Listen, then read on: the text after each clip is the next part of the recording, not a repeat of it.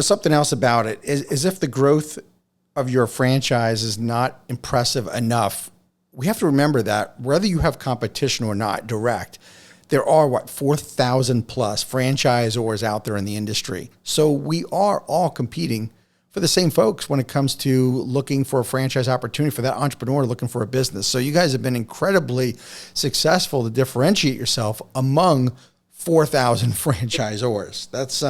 That's very, very special. Why do you think someone picks Renovation Sells to be a franchisee? Like, what is it about them that's real about the franchise that you feel like they're gravitating towards you?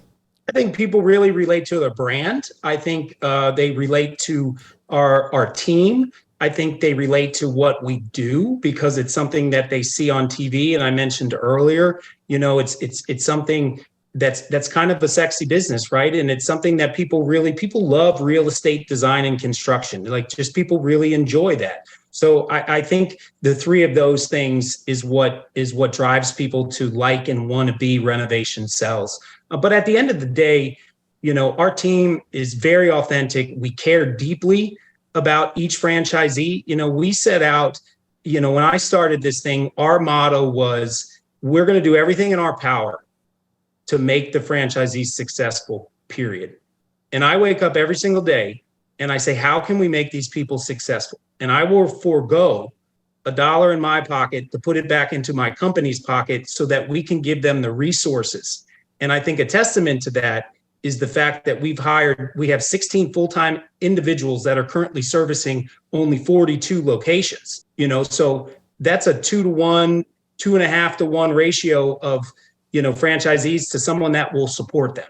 So I think that's really important. And when people come into our offices in Bucktown and see and meet the team and they see the authenticity, I think that people really buy into that and know that they're well supported. And we get a lot of high level feedback from our existing franchisees and validation about the support that they receive. That's incredible. I mean, at the end of the day, right now for you to have 42 and you have 42 franchises and 16 people supporting, that's awesome. That is definitely great support. All right. So what would these 42 franchisees, I know everybody is different, everybody's different, but if we would ask the 42 franchisees, what would they say is Mike's greatest leadership strength? I'm passionate and I care deeply about them. I pick up the phone still to this day. Like, my favorite, if I didn't have to work on my email and deal with the finances and deal with what, leaders of businesses do, I would be on the phone talking to our franchise partners every day. There's some days that I just text and say, hey, how you doing? Just checking in. Just pick up the phone and call. I was taught by some of our advisors and some seasoned franchise professionals in this business that it's a relationship business. And I think about that often. So, I think they'll say that Mike cares deeply about us. It's not just a front, and that I want to hear about what's working, what's not, and I want to help them. So I think that's my greatest leadership, is I actually care deeply about our partners and I think of them as family. So since you have training that's both, you said your training's virtual, is that right? No, we have a week of virtual training that consists of about 20 hours, of virtual training. And then they come in the week after to our Chicago offices and do about 40 hours of in-person, in the field training. Wow. And tell me about technology. How does technology play a role for the franchise owners? Right. Well, we use technology. We're a construction company and, design company, and we use technology in terms of our communication. We use Slack, which is something that we use as a forum for the franchisees to get together, even though they're all across the country.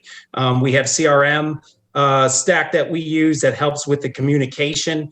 And then we have a financing package. And this is key, that we've partnered with a big bank called First National Bank of Omaha, and they provide financing to us via a quick, easy financing vehicle that they've built where homeowners can go online and get up to $50,000 of money to use for the pre-sale renovation to move their home.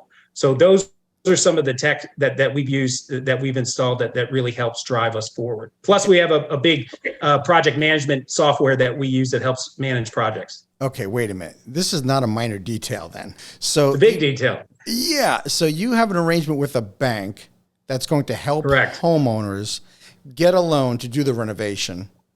Or help, Correct. yes, and ultimately they're flipping anyway, right? They're renovating to sell this thing anyway. That's Correct. Yep. phenomenal. That's right. It is phenomenal, and it drives a lot of business for us overall. So it's a quick, like 5-minute application, and the home seller can get a 6-month deferred interest loan of up to $50,000 with no prepayment penalty that they can use for pre-sale renovation. So that means, if we're in and out in let's say 45 days, and then the home typically sells in under 30 days and closes, it's free money to the home seller. That's brilliant. How long have you had that in place? We've had that in place for over a year. We've used different versions, but we're so thankful to have partnered with the bank that we work with because they built the whole system for us to get into the financing space for the pre-sale renovation. What is back to franchise owners? What's the investment range for a franchise?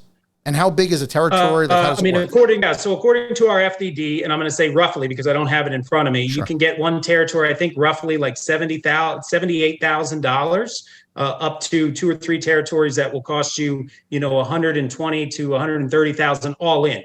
Now that includes the franchise fee for the territory plus the startup cost, which is some of our tech, some working capital, some marketing spend.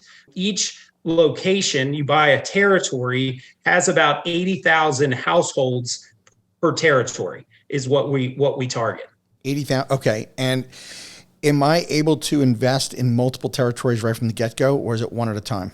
You can invest in multiple territories from the get-go. We really like to cap it at no more than 3, just because 3 is a big area. You've got, what would that be, like 200 some thousand households that would encapsulate close to 1 million population. I mean, that's a big area to operate, and there's more than enough work in 2 to 3 territories for someone to work in and to grow into as well. That's huge. Are the territories protected? They are protected. Yes, they're protected by zip code. Protected by zip code. Awesome. So you purchase as a partner and a franchisee of ours, you purchase zip code protection. Realtors don't know our zip codes, but that's the only way that we could do it properly to ensure that, the franchisee partner of ours has a working area that no one will encroach in. Cool. How long is the franchise agreement? I'm sorry? How long? 10 years. It's a 10-year 10-year franchise agreement. Wow. Well, tell me about, so you're in 23 states. Are we, is it regional? What, you don't have to rattle off all the states, but where are you geographically overall, or where are you looking to go? Everywhere. We're from Seattle down to California. We have a lot of locations in Texas, up the coast, North Carolina. We're up into New England. And then we have the Midwest covered with Chicago, a couple locations in Minneapolis, Detroit. So we're all over the country. And we're looking to expand in other markets that we're not in. All right. So how big is big here? How many units do you think you got in all these territories? How many units? How many territories you think? Yeah. I think there's probably like 400 territories to 450. Now that's I don't know exactly off the top of my head. I'll tell you our goals in the next 2 to 3 years is to be at 100 franchisees that will encompass somewhere north of 200 territories. In the next by 2025 is where we're planning to be. Can you share with the audience just your vision overall? Where do you see this thing going? Aside from numbers of franchises, do you have what's your big vision for the brand? Yeah, I mean, I think our vision, and we're accomplishing that vision now, is to be the premier pre-sale renovation company in the country, and that's really part of our mission statement is to be that, and I know we are the biggest pre-sale renovation company by location overall. So we're well on our way of accomplishing what our initial dream is and what our mission is. And I really want to teach entrepreneurship. I want to empower entrepreneurs, and I want to see them be successful. So that's our mission, and we're well on our way to doing that. What's been your biggest surprise in franchising so far in the 3 years you've been doing this? Because you guys have, like a rocket. There's got to be some surprises along the way. Like, I did not see this coming. Yeah, that's a great question. I think the biggest surprise is, but this is any business, right? It always takes longer and costs more money than you think. Because people, how many people reach out to me now and to say, I'm franchising. I think it's only going to cost me $50,000 and I'll be up and running in 3 months and sell my first franchisee. No, you won't. To get into the franchise game and to do it. But I've been in business for a long time and done a lot of different projects and been an entrepreneur and started other companies. And what I've learned is that it always takes longer and costs more than you think. Thank you for tuning into the Emerging Franchise Brands podcast. For additional insights, guest applications, and to stay connected, visit us at efbpodcast.com. The Emerging Franchise Brands podcast is for entertainment purposes only, and the views expressed do not necessarily represent those of Emerging Franchise Brands, its host Frank Fumey, or Emerging Franchise Group LLC. Any discussed franchise or investment opportunity requires thorough investigation, obtaining proper disclosure documents, and expert consultation before making any investment decisions. The podcast and its host do not offer professional advice or endorsements, and they hold no responsibility for actions, representations, accuracy, or consequential damages related to the podcast content.